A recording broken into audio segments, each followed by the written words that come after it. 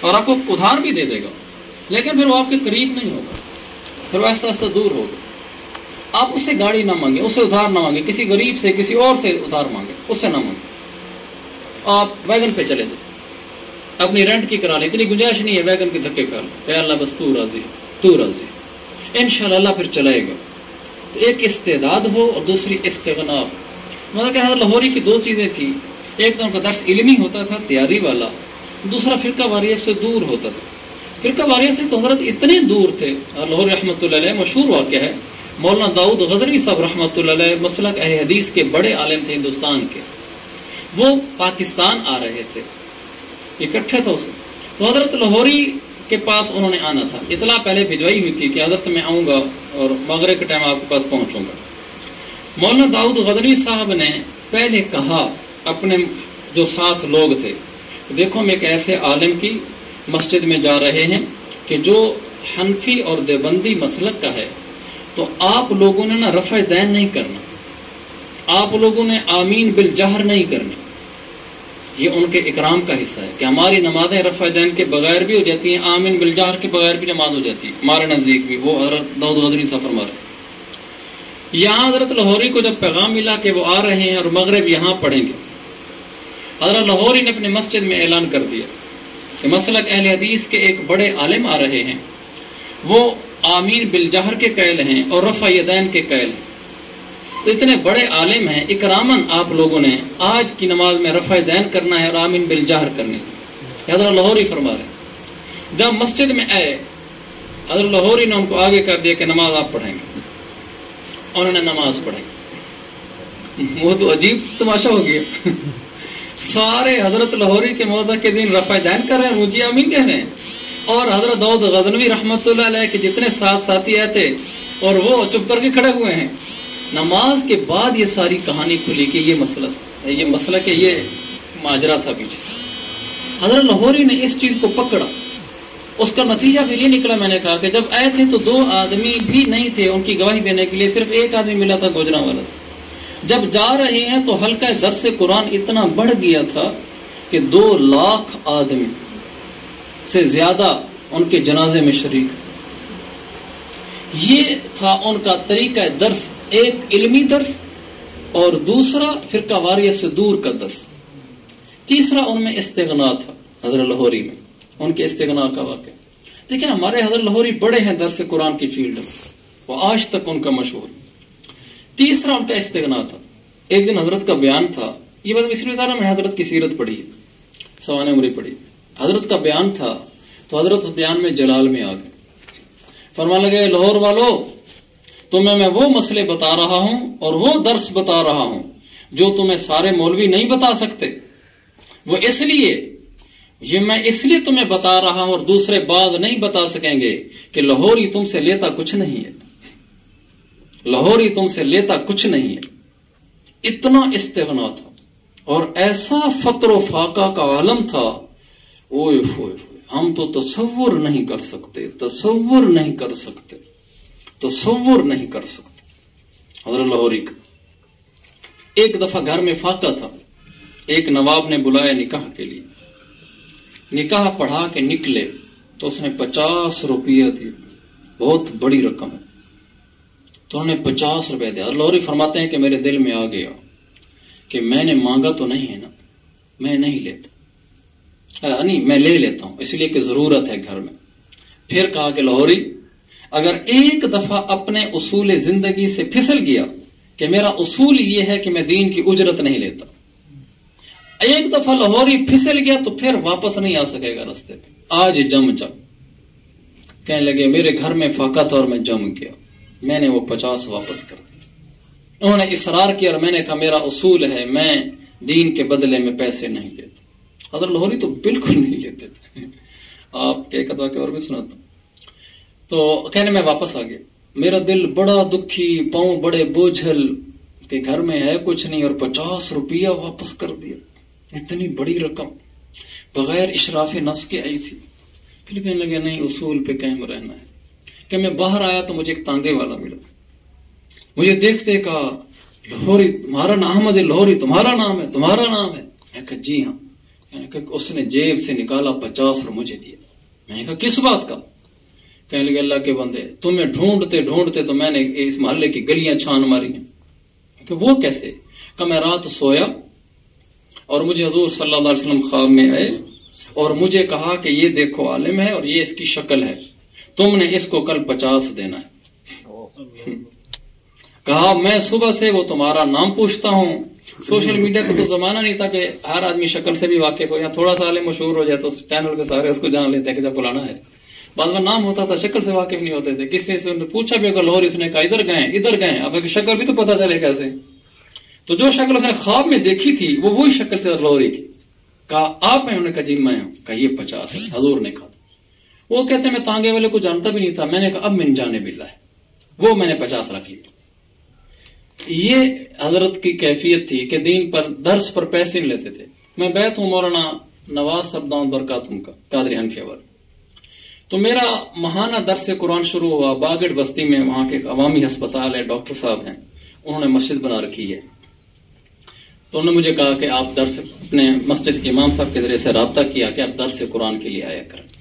میں نے جانا شروع کر دیا. تو انہوں نے مجھے پہلی دفعہ پیسے دیے, میں نے وہ تو واپس کر دیے. پھر میں نے حضرت سے رابطہ کیا مولانا نواز صاحب سے. ہمیشہ میرے عزیز بھائیو اپنے سر پہ ہم نہ چلیں, میں اور آپ ہم چھوٹے ہیں, اپنے بڑوں کے مشورے سے چلیں. ہم مولوی لوگ ہیں, بڑی طویلیں جانتے ہیں اور بڑے دلائل جانتے ہیں, دائیں بائیں سے دلائل اپنے حق میں نکال لیتے ہیں, قرآن و سنت سے نکال لیتے ہیں. اپنے بارے میں اپنی رسی دوسرے کے ہاتھ میں دیں, جو بڑے کہیں پھر ویسے چلیں. تو میں نے ان کو کہا حضرت میں درس دینے جاتا ہوں تو وہ مجھے پیسے دیتے ہیں, میں لے لیا کروں.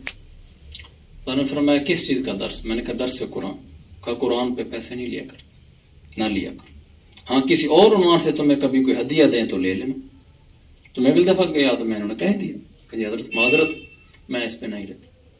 تو پھر وہ نہیں دیتے تھے, انہوں نے کبھی آتے ہدیہ بھی نہیں دیا پھر, اور اس کے بھی میں نے نہیں لیے. تو کوئی نہیں, کافی عرصے تک وہ چلتا رہا, اللہ کا شکر ہے. تو پھر دور سے لوگ آتے تھے, دوسرے محلوں مسجدوں سے رکشے بھر بھر کے آتے تھے درس سننے کے لیے. یہ اس کی وجہ بتا رہا ہوں. اس کی وجہ وہ 2 باتیں ہیں. استعداد ہے, آپ درس کی تیاری کر کے جائیں, اور آپ اس میں استغنا سے رہیں, اور فرقہ واریت کی بات درس میں نہ کریں, فرقہ واریت کی بات نہ کریں. دیکھیں میں نے یہ سمجھانا ہے کہ عالم الغیب اللہ ہے, حضور نہیں, یہ ہمارا عقیدہ ہے.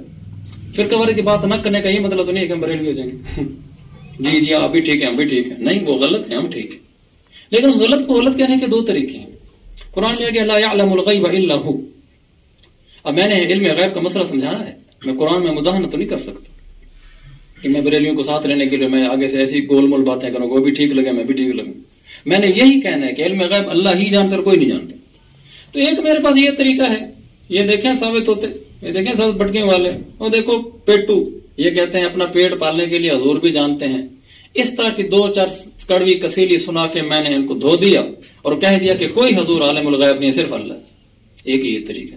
ایک یہ کہ میں اس مسلک کا نام ہی نہ لوں, لیکن عقیدہ کھول کے بیان کروں. میں کہوں دیکھو عالم الغیب صرف اللہ ہے اور کوئی ذات نہیں, نہ نبی, نہ ولی, نہ قطب, نہ ابدال. یہ قرآن کی آیتیں بتا رہی ہے.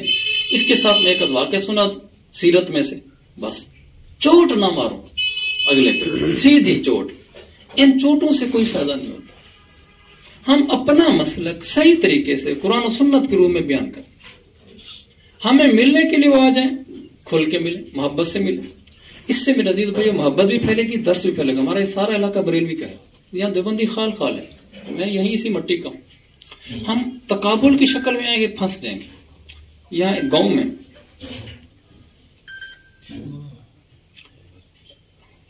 میرا بیان تھا, کئی سال پہلے کی بات ہے. تو جو مجھے لینے کے لیے پتہ نہیں میرے ذہن میں کہ میں کیوں اپنا واقعہ سنا رہا ہوں. خیر میں آپ کو بڑوں کے واقعے سناتا ہوں. یہ میری نفس کی شرارت ہے کہ میں نے اپنے واقعے سنانا شروع کر دیا. ایسے ہی دل میں آ کے اللہ مجھے معاف فرمائے. بس ہمارے بڑوں کا یہ دستور رہا ہے, وہ اس طرح کی فرقہ وارد کی باتیں نہیں کرتے تھے. جیسے میں نے بتایا ہمارے ہاں تلمبہ میں مولانا اعظم شاہ صاحب رحمۃ اللہ علیہ بڑے آدمی گزرے تھے, اور تلمبہ کے دین دیوبندیت کا انہی کی وجہ سے, اور بریلوی مسئلہ کا جو دین ہے وہ مولانا عبد الغفار صاحب وہاں کے گزرے ہیں. دونوں مرحوم ہو گئے. اور مولانا اعظم شاہ صاحب بہت بڑے آدمی تھے, فاضل دیوبند تھے. حضرت عبد القادر رائے پوری رحمۃ اللہ کے خلیفہ مجاز تھے, صاحب کرامات تھے. ان کا ایک واقعہ بھی مشہور ہے کہ انہوں نے ڈی پی او کو تھپڑ مارا تھا. بڑے صاحب جلال صاحب سیاست بھی تھے، جمعیت کے ساتھ ہوتے تھے، تو صاحب کرامات بھی تھے. تو ایک آدمی ان کے پاس آیا، ان سے کہا کہ جی ہم نے سانپ مارا ہے، سانپ مارنے کی وجہ سے سانپ لڑا کر کنویں کے اندر گر گیا، کتنے ڈول نکالے. حضرت خود بھی بڑے عالم تھے، کتنے ڈول نکالے. تو انہوں نے کہا بھائی میں مفتی نہیں ہوں، مفتی تو مفتی عبدالغفار صاحب ہیں. مفتی عبدالغفار صاحب، مولانا عبدالغفار صاحب مفتی عبدالغفار صاحب تھے. کبھی مفتی تو وہ ہیں، یہ مسئلہ تو بیچ زیور کھول کے بتا سکتے ہیں. لکھا ہوا بیچ زیور میں ڈول میں کتنے ڈول نکالنے تھے، کیا چیز گر جاتا تھا. انہوں نے کہا بھائی ان سے پوچھو. وہ آدمی حضرت عبدالغفار صاحب کے پاس گیا، کہا جی حضرت شاہ جی نے مجھے آپ کے پاس بھیجا ہے، آپ مسئلہ بتائیں. انہوں نے مسئلہ لکھ دیا اور کہا کہ پہلے جائیں شاہ جی سے تصدیق کریں، اگر تصدیق کر دیں تو عمل کر. انہوں نے شاہ جی کو بھیج دیا. یہ ہمارے اکابر ہیں. میرے عزیز بھائیو، اس سے نہ کیا ہوتا ہے، محبت بڑھتی ہے، حلقہ درس بڑھتا ہے، لوگوں تک آپ کا فیض زیادہ پھیلتا ہے. تو ہم اس کی کوشش کریں کہ ہمارے درس میں 3 چیزیں میں عرض کر رہا ہوں. استعداد ہو، درس کی تیاری کر کے جائیں. کہاں سے جائیں میں آخری 5 منٹ بتاتا ہوں. استغنا ہو، لوگ ہمارے قریب ہوں گے، ہم نے ان کے مال پہ، ان کے عہدوں پہ نظر نہیں ڈالنے. اکیلے جا کے تنہائی میں نفل پڑھ کے رو لیں گے، یا اللہ پیسے نہیں ہیں، میں نے مالداروں سے مانگنا نہیں ہے، میرا کام تو چلا دے. کام نہیں چلے گا ہماری دعا سے. اگلے دن پھر مصلی بچھا دیں گے، پھر ہم رونا شروع کر دیں گے کہ یا اللہ میں کسی کے در پہ جانا جانتا نہیں، آپ کا در چھوڑنا نہیں جانتا، مجھے لوگوں کے در پہ جانے سے بچا. میں حضرت لاہوری نہیں ہوں، میں حضرت آدم شاہ صاحب جیسا نہیں ہوں، ہم ویسی نہیں قربانیاں کر سکتے. آپ مہربانی فرماؤ، ہم سے کام لے لو لیکن ہماری ضرورت پوری فرما دو. اللہ سے منت کریں گے. پھر ضرورت پوری نہیں ہوگی تو رونا اور زیادہ ہے، کیونکہ گھر کا مسئلہ اٹکا ہوا ہے، پیسے نہیں. جب اللہ سے لو لگا لیں گے، پھر اللہ نے ہاتھ پکڑ لیا، پھر اللہ میں مالداروں کے دروں سے بے نیاز کر دے گا. بخاری کی حدیث ہے جس نے مجھے بہت فائدہ دیا ہے، میں یستغنی یغنی اللہ. جب سے میں نے یہ پڑھی ہے، اللہ تعالیٰ نے اپنی رحمت سے میرے دل میں بٹھائی ہے. پتہ نہیں چھوٹ بھی جاتا ہوں گا میں کہ اپنی پاکی نہیں بیان کرتا، لیکن اس حدیث سے مجھے فائدہ ہوا. میں یستغنی یغنی اللہ، جو آدمی استغنا برتتا ہے اللہ خود اسے غنا دیتا ہے. آپ لوگوں سے نظریں اٹھا لیں، اللہ آپ کو دے گا، سب کچھ دے گا. لوگوں سے کٹ جائیں، کسی سے کچھ نہیں. نہ تو ایک استعداد درس قرآن کی، ایک استغنا، اور تیسرا محبت اور اتحاد. فرقہ وارد کی بات ہمارے درسوں میں نہ ہو، چوٹ نہ ہو، کسی کے خلاف جملہ بازی نہ ہو، یہ نہ ہو. قرآن پیش کریں، اپنا عقیدہ آ جائے، کسی فرقے سے ٹکراتا ہے جیسے میں نے مثال دی، تو وہاں پر آپ اس کو صحیح طریقے سے کسی فرقے کا نام لیے بغیر کھل کر اپنا عقیدہ بیان کریں. انشاءاللہ ان باتوں سے فائدہ ہوگا. اب یہ ہے کہ درس کی تیاری کیسے ہو، استعداد کیسی، اس پہ میں چند منٹ میں 4-5 باتیں عرض کرنا چاہتا ہوں. درس قرآن کا پڑھانا 2 نوعیت کا ہے. اس کو یہ نقطہ جب تک ذہن میں نہیں رہے گا، ہمارے درس قرآن سے لوگوں کو فائدہ نہیں ہوگا. ہمارے بعض نئے مدرسین خطا یہ کر جاتے ہیں کہ جب درس قرآن کے لیے بیٹھتے ہیں تو وہ ایسے پڑھاتے ہیں جیسے انہوں نے استادوں سے کلاس میں پڑھا تھا. حالانکہ قرآن کا درس 2 طرح کا ہے، ایک تدریسی ہے اور ایک عوامی ہے. تدریسی درس قرآن اور ہے، وہاں بھی آپ جلالین پڑھتے رہے، ترجمہ قرآن پڑھتے رہے، استاد وہاں نکات بیان کرتے تھے، صرف نحوی بحث کرتے تھے، فقہی مسالک بیان کرتے تھے، اور وہاں تو یہ باتیں چلتی ہیں. جب ہم بیٹھے عوام کے سامنے، ہم نے بھی وہی شروع کر دیا. میں ہوں بڑا ذی استعداد، کلاس میں ٹاپر ہوں، پوزیشن ہولڈر ہوں، لیکن میرے درس قرآن میں لوگ ہی نہیں بیٹھتے. مجھے درس تو بڑا اچھا آتا ہے، میں تیاری بھی کر کے آتا ہوں. میں اس طرز کی تیاری ہی نہیں کرتا جس طرز سے عوام کو فائدہ ہونا ہے. میرے آگے طلباء تو ہے نہیں. میں ترجمہ کروں انما انا بشر، تو میں آگے کہوں انما انا الہ واحد، جزئی نیست میں معبود ہوں، اس کو کیا پتا جزئی نیست کیا ہوتا ہے. یہ تدریسی طرز ہے آپ کا. من وجہ ایسا ہے، ہم درس کے درمیان بول رہے ہیں. علی العموم ایسا ہے، میرے درس کے الفاظ ہیں. علی الخصوص ایسا ہے، اس کو کیا پتا من وجہ کیا ہوتا ہے، علی العموم کیا ہوتا ہے، علی الخصوص کیا ہوتا ہے. میری تو تدریسی زبان ہے، رٹا پڑا ہے. من حیث الامہ ہم ایسے ہو گئے، اس کو کیا پتا من حیث الامہ کیا ہوتا ہے. ہم عوام کی سطح پہ اتر آئے. ہم یہ سمجھے کہ سامنے طلباء نہیں ہے، یہ عوام ہے. ترجمہ بھی آیت کا ایسا ہو کہ اس کو سمجھ ہے کیا ہے. یہ نہیں کہ میں مستنا میں مستثنا مسنا مفرغ اس کو سارا کا خیال رکھے، ایسا ترجمہ کیا کہ کوئی ناوی استاد میری غلطی نہیں پکڑ سکتا. یہ ترجمہ تو یہ مطلوب ہی نہیں ہے. ایسا ترجمہ کریں اس کو سمجھ آ جائے کہنا کیا چاہتا ہے بس. صرفی نحوی باریکیوں میں، گرامر کی باریکیوں میں، ترکیب کی باریکیوں میں جانے کی ضرورت ہی نہیں ہے. عوامی زبان میں فدمدم علیہم ربہم بذنبہم، تاکہ ہم نے کیا ترجمہ کیا کہ ان کے رب نے ان کی اینٹ سے اینٹ بجا دی. یہ ترجمہ عوام کو سمجھ آتا ہے. اب ہم یہاں ترجمہ کریں کہ وہ جو پرانے ترجمے ہیں عوام کو نہیں سمجھ آنا. لسان القوم بدل چکی ہے، لوگوں کے محاورے اردو کے بدل چکے ہیں. ہم ایسا ترجمہ کریں عوام کو سمجھ آئے. تو یہ میں استعداد کی چند باتیں عرض کر رہا ہوں. درس قرآن ہمارا کیسے تیاری ہو؟ پہلی یہ ہے کہ آپ درس قرآن کو عوامی سطح پہ اتر کر دیں، تدریسی مسند تدریس سے ہٹ جائیں. ترجمہ بھی ایسا ہو اور لوگوں کو سمجھانا بھی ایسے ہو، مثالیں بھی ایسی دیں، الفاظ بھی اصطلاحی نہ بولیں مدرسوں کے، کلی طور پر جزئی طور پر. ایسے کلی جزئی کو کیا پتہ کیا ہوتا ہے. ایسا لفظ بولیں کہ ان پڑھ آدمی ریڈی لگاتا ہے. اچھا سکول ٹیچر ہے، اس کو نہیں پتہ کلی جزئی کیا ہوتا ہے، مین وجن کیا ہوتا ہے. یہ باتیں چھوڑ دیں. ہم میں بنیادی بات پہلے نہیں کرتے ہوں گے، لیکن جو میرے پاس ناقص باتیں میں وہ عرض کر رہا ہوں. ترجمہ ایسا کریں کہ اس کو سمجھیں، عوامی سطح کا کریں، مدرسے کی اصطلاح کا کوئی لفظ نہ بولیں. دوسرا، درس قرآن کی تیاری کر کے جائیں. اس تیاری میں ترجمے کے لیے مفتی تقی صاحب کا آسان ترجمہ قرآن، ان کا لسان القوم والا ترجمہ ہے. موجودہ زمانے میں زمانہ بدلے گا تو اللہ کسی اور سے ترجمہ کروا دے گا. تو تقی صاحب کا آسان ترجمہ قرآن اور مفتی شفیع صاحب کا معرف القرآن، مولا ادریس صاحب والا نہیں، مفتی شفیع صاحب کا معرف القرآن کا ترجمہ کر کے ہے، مطالعہ کر کے جائیں. اگرچہ بعد اب اس کی حوصلہ شکنی ہوتی ہے کہ مفتی شفیع صاحب کا معرف القرآن پڑھ کے درس دے دیا گیا تو کیا فائدہ ہوا. وہ عوامی سطح کا لکھا ہوا، اور آپ سب اہل علم میں جانتے ہیں معرف القرآن مفتی شفیع صاحب کی تصنیف نہیں ہے. یہ تو ان کا پاکستان ریڈیو پر درس قرآن ہوتا تھا، اس کی ریکارڈنگ کو بعد میں لکھا گیا ہے، تو اس کی وجہ سے اس میں مقبولیت زیادہ ہوئی. مفتی مولانا ادریس قادری صاحب کا معرف القرآن وہ تصنیفی طرز کا ہے، اس لیے اس میں مدرسے کی باتیں ہیں، اصطلاحی زبان ہے. مفتی شفیع صاحب کی تدریس آپ کو درس قرآن میں کبھی اصطلاحی زبان نہیں ملے گی. اس لیے وہ درس قرآن معرف القرآن کا مطالعہ مفید ہے. یہ دوسری چیز ہوگی. ترجمے کے لیے آسان ترجمہ قرآن اور اپنے علاقے کی زبان کے مطابق.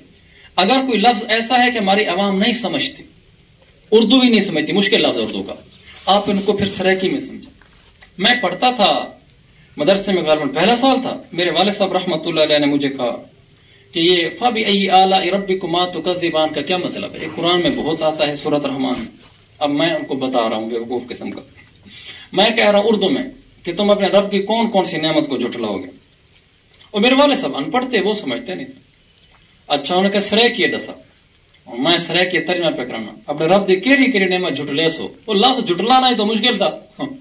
کیری نعمت جھٹلے سو، انہیں کو والی سمجھ نہ آیا. وہ میرا قصور ہے. میں نے کیوں نہیں آخیا کہ اپنے رب دی کیری نعمت نہ منے سو، انہوں کو سمجھ آئے. وہ جھٹلانا تو ایسا لفظ ہے کہ سمجھتا نہیں اگلا آدمی. ان دی اردو سرے کی بھی پڑھائیے تو وہ جی بنائیے والا. ایسی زبان بولیں کہ عوام سمجھے. تو تک ترجمے کے لیے تقی صاحب کا اور تفسیر کے لیے معرف القرآن. تیسری اور اہم بات، بہت اہم بات جو بہت مفید ہے، درس قرآن میں سے موقع محل سے عوامی لحاظ سے پیغامات نکالیں. بس یہ سب سے مشکل چیز ہے. جس کے درس قرآن میں یہ چیز آ گئی اس کا حلقہ درس بڑھے گا. مثلا آپ نے واقعہ احد بیان کیا، قرآن میں ہے جنگ احد کا، آپ نے سارا بیان کر دیا، سنا دیا ان کو. جنگ احد بھی سنا دی. موسیٰ علیہ السلام کی پیدائش کا واقعہ ہے، آپ نے سنا دیا. کوہ طور کا واقعہ لکھا ہے، آپ نے سنا دیا. یوسف علیہ السلام کا واقعہ ہے، آپ نے سنا دیا. اصحاب کہف کا واقعہ ہے، آپ نے سنا دیا. عوام کبھی کھینچ کر آپ کے پاس نہیں آئے گی. انہوں نے احد پہلے بھی سنی ہوئی، انہوں نے موسیٰ علیہ السلام کے تذکرے پہلے بھی سنے ہوئے، یوسف علیہ السلام کے قصہ بھی سنا ہو. آپ کے درس قرآن سے کیا فائدہ ہوئے؟ پھر وہ لوگ یہ سوچیں گے کہ یہ درس قرآن پچھلے قصے سناتا ہے جو ہم نے پہلے بھی سنے ہوئے. بس یہی درس قرآن میں تو اور کیا ہوتا ہے. آج کل سورہ یوسف چل رہی ہے نا درس قرآن میں، عوام آپس میں کہیں گے وہ یہ میں نے سارا قصہ سنا ہوا ہے مولوی صاحب سے. آپ بھی تو وہ قصہ ہی سنا رہے ہیں درس قرآن میں، ان کو کیا فائدہ ہوا؟ آپ سورہ یوسف میں یہ دیکھیں کہ یہ جو قصے میں یوسف علیہ السلام گئے اپنے یوسف علیہ السلام کے پاس، ان کے بھائی چل کر آئے اور ان کو غلطی نظر آ گئی. انہوں نے کہا لا تثریب علیکم اليوم، کوئی بات نہیں ہے، تم پر کوئی ملامت نہیں. یہ ترجمہ نہ کرنا، ان کو سمجھ نہیں آنا. انہوں نے کہا نہیں کوئی گال نہیں، خیر ہے کوئی گال نہیں، اصا برا ایسے آپ آتے. یہ انہوں نے کہا.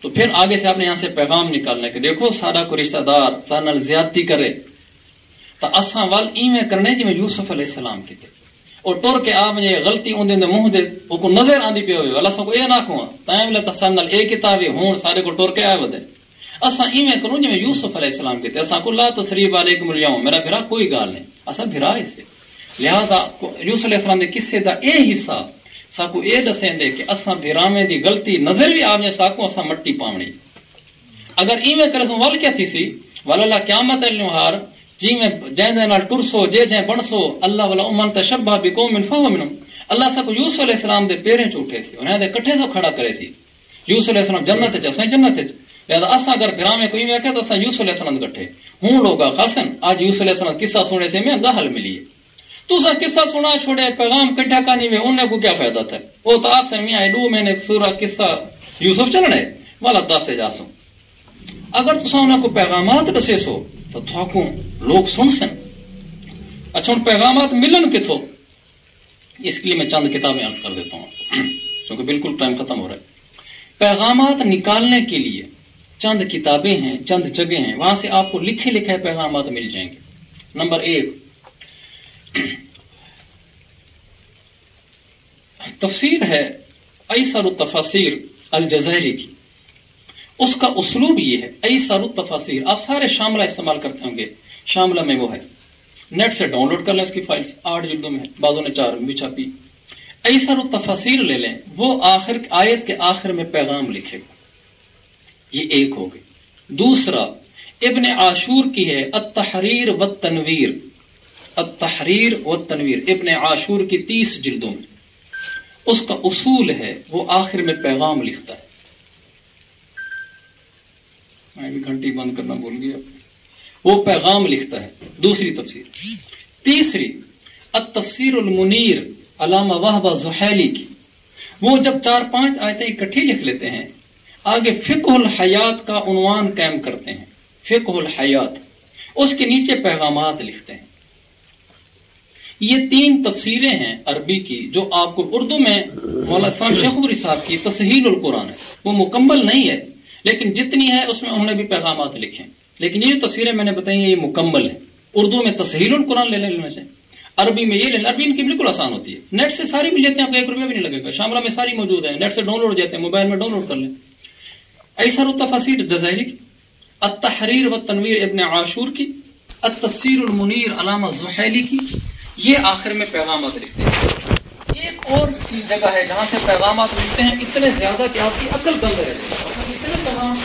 اور ایسے پیغام لکھتا ہے کہ آپ کی عقل کی رسائی بھی نہیں اگر اس کے اوپر نمبر لکھا ہو وہ ہے حصاد التدبر ویب سائٹ ہے گوگل کے اوپر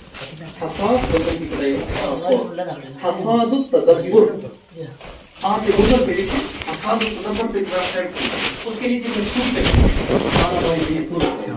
سورت کو لیا سورت کو کلک نیچے آیتیں کھل جائیں گی اس آیت کی وہ کسی آیت کا ترجمہ تشریح نہیں کرتے وہ صرف آیت کا پیغام لکھتے ہیں بس ان کا کام ہی ہے آیت کے نیچے کیا کیا پیغام ہے وہ لکھتا چلا جائے گا آپ حیران ہو جائیں گے آپ کی عقل موف ہو جائے گی کہ کمال ہے کمال ہے کمال ہے یہ بات لکھی میری تو سوچ ہی نہیں یہ آپ لے لیں اس سے آپ کہتے ہیں اب میں وہ بتانا چاہتا ہوں آپ کہتے ہیں میرے اپنے اندر صلاحیت پیدا ہو پیغامات نکالنے کی قواعد التدبر اس میں قواعد لکھیں نیچے تطبیقات اجراءات آپ اس کا قاعدہ پڑھیں نیچے تطبیق آپ قرآن سے پیغام نکالنا یہ چند کتابوں کے میں نے نام عرض کیے جن سے آپ ایک اچھا درس قرآن تیار کر کے لوگوں کو دے سکتے ہیں اور لوگوں کو انشاءاللہ پیدا ہوگا لیکن وہ باتیں رہیں اس سے یہ باتیں آپ قابو رکھیں پھر انشاءاللہ اللہ آپ سے کام لے گا آپ کی بات چلے گا دور تک لوگ سنیں گے پھر جتنا درس قرآن دیتے ہیں میری بات مکمل ہو گئی ہے جتنا درس قرآن دیتے ہیں آپ اس کو ریکارڈ کر لیا کریں خود اپنا آڈیو ریکارڈ ویڈیو کریں آڈیو کریں جیسا کچھ ہو ریکارڈ کر کے اپنا واٹس ایپ گروپ بنا لیں آپ اس پر ہی درس قرآن بھیجا کریں اپنے رشتہ داروں کا دوست صاحب کا واٹس ایپ گروپ بنائیں اس میں درس قرآن بھیجیں کچھ لوگ ایسے ہوں گے جو آپ سے محبت رکھتے ہوں گے حتیٰ کہ تقی صاحب سے تارجمیل صاحب سے تو محبت نہیں رکھتے ہوں گے اگر ان کو تقی صاحب کا بیان آ جائے نہیں سنیں گے، آپ کا آج سنیں گے، کیونکہ آپ ان کے ماموں ہیں، آپ ان کے چچا ہیں، آپ ان کی محبت ہے، آپ سے دوستی ہے، آپ کو سنیں گے جی یہ تو میرے بھنیجے تھا، یہ تو میرے بھتریجے تھا، وہ آپ کا پیغام سنیں گے، بھلا دنیا کے بڑے سے بڑے عالم کو نہیں سنیں گے۔ میں نے اپنے واٹس ایپ گروپ کا آغاز ایسے ہی کیا تھا، سب سے پہلے میرے پاس 70 آدمی ہوئے تھے، واٹس ایپ گروپ میں شروع کیا، دوستوں کو لنک بھیجے، میں نے کہا اگر کاش 100 ہو جائے نا تو الحمدللہ کوئی دال دلیا ہو جائے گا، لیکن اب الحمدللہ تقریباً وہ 1500 سے اوپر ہے، تو وہ ایسا ایسا بڑھتے بڑھتے چل جاتا ہے۔ تو آپ حضرات اپنا درس کو ریکارڈ کریں، ایک گروپ بنائیں، اس میں بھیجیں، بھلا 5 آدمی ہوں 6 آدمی آپ بھیجیں، سنیں گے۔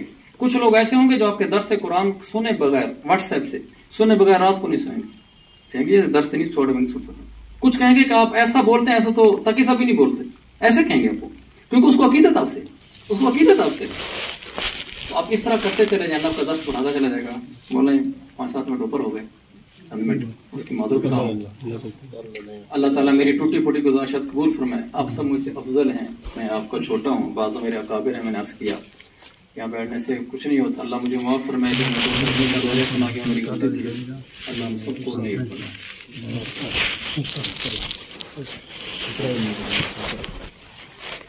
کل دے رہے کانفرنس بیٹھو دعا فرمائے، دعا کرو بس یوں کر لیں۔ آپ حضرات ماشاءاللہ علم رکھتے ہیں کہ گزشتہ ہفتے سے ہمارے ملک کے اندر جو اس وقت حالات ہیں، خصوصاً سپریم کورٹ کا جو فیصلہ آیا، پھر کل کا جو بہت بڑا ایک عالمی سانحہ اسماعیل ہانیہ کی شہادت کا پیش آیا، اس کے اوپر پورے عالم اسلام مسلمانوں کے دل غمگین ہیں۔ ہمارے کابرین کی پوری نگاہ ہے، پچھلے ہفتے بھی انہوں نے اس کے اوپر کال دی تھی ہمیں، لیکن حالات کا تقاضا کچھ اور ہو گیا تھا۔ پھر کل کی طرف سے پھر حضرات کا اوپر سے ہمیں پیغام آیا، تو اس سلسلے کے اندر کل المجاہد مسجد کے اندر ہماری میٹنگ ہوئی تھی۔ سب علماء کرام ماشاءاللہ جو شریک تھے وہ جانتے ہیں، اس کے اندر تمام سناما کے علماء نے متفق کا لاہ عمل پیش کیا تھا کہ کل انشاءاللہ نماز جمعہ کے بعد المجاہد مسجد سے ہم انشاءاللہ ان دونوں سلسلوں کے حق کے اندر آواز بلند کریں گے، باہر نکل کر ختم نبوت کے سلسلے کے اندر بھی اور فلسطین کے اسماعیل ہانیہ کی شہادت کے سلسلے کے اندر بھی اوپر قیادت کا بھی حکم ہے۔ تو انشاءاللہ اس کے لیے سب حضرات آپ جانتے ہوں کہ آپ تک اطلاع پہنچ چکی ہوگی، لیکن مزید جو حضرات نہیں جانتے ان کے علم کے اندر یہ بات آ جائے، اس کے لیے اب ہم نے محنت کرنی ہے، کیونکہ ہر چیز محنت کی متقاضی ہوتی ہے، محنت کا میدان ہے۔ تو ظاہر ہے کہ کل ایک بہت بڑا ایک پروگرام ہے، ریلی کا سلسلہ ہے، احتجاج کا، مظاہرے کا، اس کے اندر ہم نے عوام کا ذہن بھی بنانا ہے۔ ماشاءاللہ سارے مدرسین بیٹھے ہیں، اور کل آپ سب حضرات نے جمعہ بھی پڑھانا ہے۔ اب جمعے کے اندر ہمارے پاس بہت بڑا مجمع ہوتا ہے، اگر اس مجمع کو ہم قابو کر لیں اللہ کے حکم سے انشاءاللہ ہماری بہت بڑی کامیاب ریلی بن جائے گی۔ کامیاب اللہ نے کرنا لگا، ہم نے اپنا فرض ادا کرنا ہے۔ تو یہ بہت بڑا تھوڑا سا مسئلہ ہوتا ہے، مرحلہ ہوتا ہے مجمع کو قابو میں لانے کا۔ تو اس کے لیے میں اپنا ایک تجربہ بتاتا ہوں، کیونکہ ہم ریلیں نکالتے ہیں کہ آپ نے جب کل جمعہ پڑھانا ہے، سب سے پہلے عوام سے عزم لینا ہے ہاتھ کھڑا کر کے کہ بھی آپ نے ختم نبوت کے لیے نکلنا ہے۔ آپ کا اپنا انداز ہوگا، ہر ساتھی کا، ہر خطیب کا، ہر مقرر کا عزم لے کر ان کو کھڑا کر کے، ہاتھ کھڑا کر کے، جس طریقے سے آپ مناسب سمجھیں، جب آپ ان کو تیار کر لیں، پھر اس کے بعد آپ کا جمعہ ہوگا۔ جمعہ نماز کے فرض کے بعد آپ سنتوں کو مختصر کر لیں، سنتے بعد میں پڑھ سکتے ہیں، ٹائم ہوتا ہے۔ تو آپ جو حضرات ہیں، آپ مسجد کے دروازے کے اوپر آ جائیں اور عوام کو آپ اسی وقت کور کر لیں۔ عوام جب باہر نکلے گی پھر آپ کے ہاتھ میں کبھی نہیں آئے گی۔ میں ہمیشہ 3 سال سے میرا تجربہ تھا رمضانیہ مسجد میں ریلی نکالنے کا، اس کا یہ طریقہ تھا کہ آدھے سے زیادہ مجمع ایسے نکل آتا تھا۔ تو اس لیے صاحب حضرات سے گزارش ہے، سب سے پہلے تو ہم نے کل کے اس پروگرام میں شرکت کرنی ہے، دوسرے نمبر کے اوپر خود نہیں بلکہ اپنے مجمع کے ساتھ، اپنے احباب کے ساتھ عوام کے ذہن کو بنا کر انشاءاللہ یہ مختصر انشاءاللہ ریلی بھی ہوگی۔ المجاہد مسجد سے انشاءاللہ ہمارا وہ مرکز طے ہوا ہے، وہاں انشاءاللہ جمعہ ہوگا۔ نماز جمعہ کے فوراً بعد 2 بجے انشاءاللہ، آج ہمارا پورے علاقے کا وزٹ بھی تھا صبح، ہم نے اس کو بھی کوشش کی، جہاں تک ہمارا پیغام پہنچا ہم وہاں خود گئے، اور باقی آپ حضرات تک یہ پیغام ہے، آپ آگے بھی اس پیغام کو پہنچائیں۔ تو اس کے لیے صاحب حضرات نے محنت کرنی ہے۔ آپ صاحب حضرات انشاءاللہ کریں گے نا جی؟ انشاءاللہ جمعے والے جتنے بھی خطبہ حضرات موجود ہیں، آپ نے مجمع کو لے کر آنا ہے انشاءاللہ، تاکہ بھی جو کچھ ہم سے بن سکے ہم کر سکتے ہیں، اپنی آواز کو بلند کرنا، ये भी एक जिहाद का हिस्सा होता है। ज़ाहिर है हमारे अकाबरीन ऐसे हमें नहीं कहते फजूल काम के लिए, उनकी अपनी हिकमत अमली पॉलिसी होती है और यकीनन वो फायदे नहीं बल्कि कई फवायद के ऊपर मुश्तमिल होती है। तो इसके लिए इंशाल्लाह मेरी खिदमत भी हैं, आप सब हज़रात तो इसके लिए कोशिश करेंगे, हिम्मत करेंगे। इंशाल्लाह मस्जिद अल मुजाहिद को हम इंशाल्लाह मरकज बनाकर वहां से निकलेंगे और दड़े चौक को पर आकर हमारी इंशाल्लाह रैली मुख्तसर वक्त के लिए इख्तिताम पजीर होगी। आप दुआ भी करें इंशाल्लाह, दुआ भी करेंगे इंशाल्लाह, बाकी मेहनत भी करेंगे। कॉन्फ्रेंस से सर 22 अगस्त बरोज जुमेरात रेड रोज हाँ 22 अगस्त बरोज जुमेरात जो हमारी खत्म नबूवत यूनिट के है उसकी तरफ से जो कॉन्फ्रेंस है वो आप हज़रात के इल्म के अंदर भी होगी इंशाल्लाह। अगर किसी साथी के इल्म में नहीं है तो आपके इल्म में आ जानी चाहिए। 22 अगस्त बरोज जुमेरात रेड रोज मैरिज हॉल के अंदर हमारे ये सालाना खत्म नबूवत का प्रोग्राम है। उसके लिए भी आप हज़रात कल के जुमा से अपनी आवाज लगाना और लोगों को दावत देना शुरू कर दें ताकि अल्लाह ताला हमारी इस कॉन्फ्रेंस को कामयाबी का जरिया बना दे और हमारी निजात कर दे।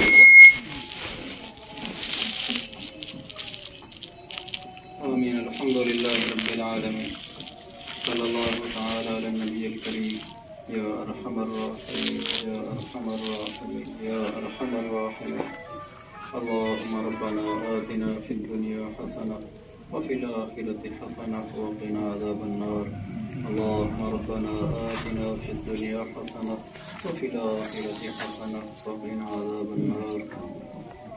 ऐ हमारे रहीम व करीम अल्लाह, हम बड़े कमज़ोर हैं, अपने फजल व करम से हमारी ख़ताओं से दरगुदर फरमा।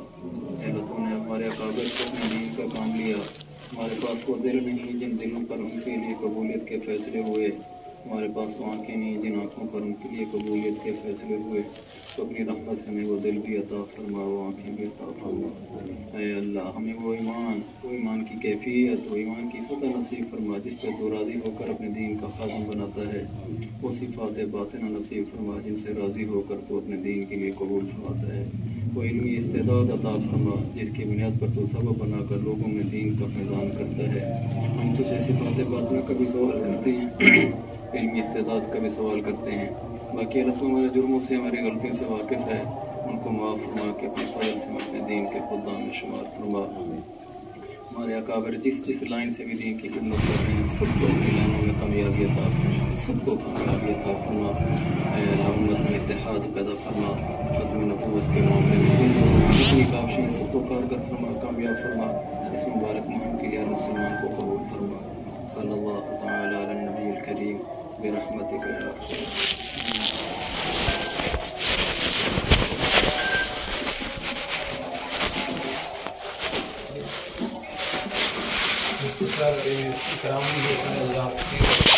इकराम के बाद होगा इंशाल्लाह नमाज के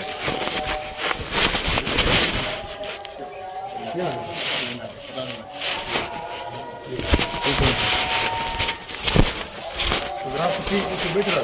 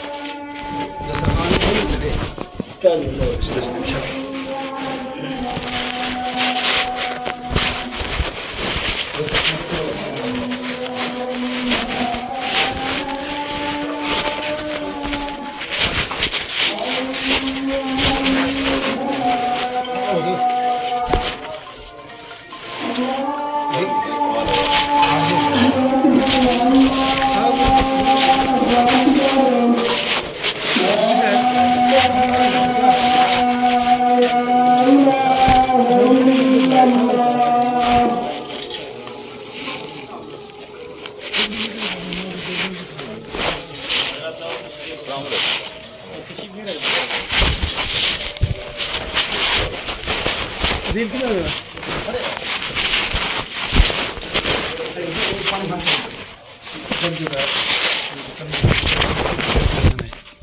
ہوں گے روٹی ہے پی اچھا سوال پہ جتنا ہوت کسی دے رہے وہ اس کی بیپ میں کیا وہ کی بیپ سے گیا اسی وہ تو سب کو چمچہ ہے پی دے اب ٹھیک ہے میں روٹی کے چمچہ دفتر پہ عبداللہ صاحب دفتر میں چمچہ پہ کر سکتے ہو